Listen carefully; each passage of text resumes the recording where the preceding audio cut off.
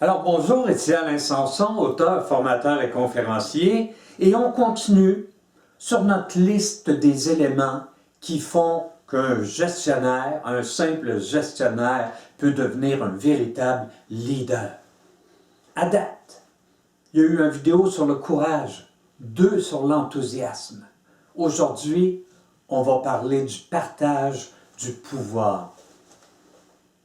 Acceptez-vous en tant que boss, de partager le pouvoir. Si on recule dans la préhistoire c'est à peu près il y a 50 ans, dans la préhistoire, le boss savait tout. Le boss savait tout parce qu'il avait parti son entreprise, puis petit à petit, il avait appris chaque machine. Autrement dit, un employé ne se présentait pas un matin, il pouvait le remplacer au pied levé. Sauf que le savoir est de plus en plus complexe. Et de plus en plus, on a besoin d'équipes multidisciplinaires. Puis c'est bien possible que tel employé en connaisse beaucoup plus que vous sur son champ d'expertise. Ce qui m'amène à parler du partage du pouvoir. Pour beaucoup de faux leaders, une entreprise ou un service, un département, c'est comme une secte. Vous savez, les sectes, là, dans une secte, il y a un gourou.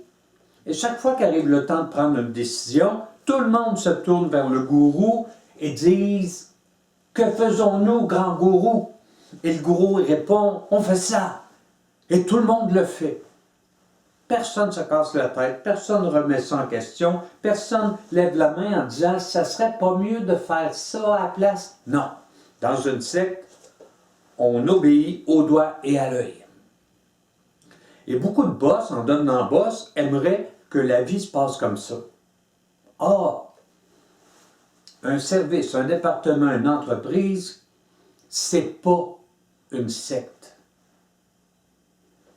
Le gourou a été remplacé par un leader mobilisateur, un leader qui s'est donné la peine de mieux comprendre les forces et les faiblesses de chacun. Ce qui fait que quand arrive un événement, au lieu de dire « OK, il faut que je prenne une décision », il se dit qui, dans mon équipe, est le mieux placé ou la mieux placée pour nous indiquer la voie à suivre. Et spontanément, il se tourne vers cette personne-là, et ce que l'autre dit, il accepte, il fait. Le vrai leadership, c'est pas avoir réponse à tout. Au contraire, tu es un bien meilleur leader quand tu acceptes d'avouer certaines ignorances, certaines carences dans ta formation. Le vrai leader va chercher le meilleur de chacun. Il n'est pas un gourou, il est un mobilisateur, un motivateur. C'est Alain Sanson, on continue bientôt avec le prochain élément qui fait en sorte qu'un leader est vraiment mobilisateur et qui, au lieu de simplement motiver son monde, les allume. À bientôt!